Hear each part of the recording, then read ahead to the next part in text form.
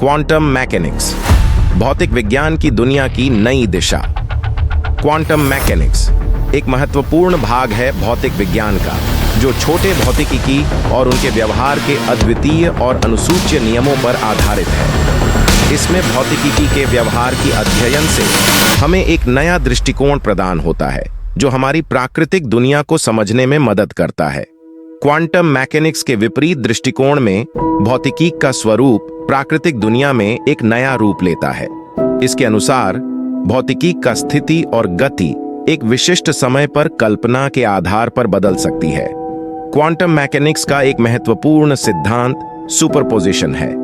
इस सिद्धांत के अनुसार एक भौतिक पदार्थ एक समय पर कई अलग अलग स्थितियों में हो सकता है और यह समय परिवर्तन पर आधारित होता है। एक और महत्वपूर्ण सिद्धांत है एंटेंगलमेंट या जुड़ना।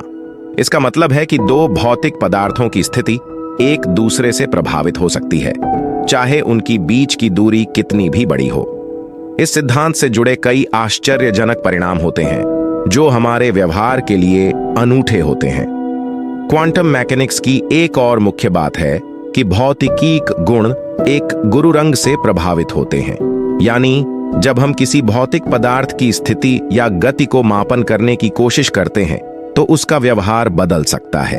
इससे हमारे लिए भौतिक दुनिया का अध्ययन और समझना और भी कठिन हो जाता है। क्वांटम मैकेनिक्स एक रहस्यमय और आश्चर्यजनक दुनिया का दर्पण है, जो हमारे सामान्य ज्ञान के बाहर है।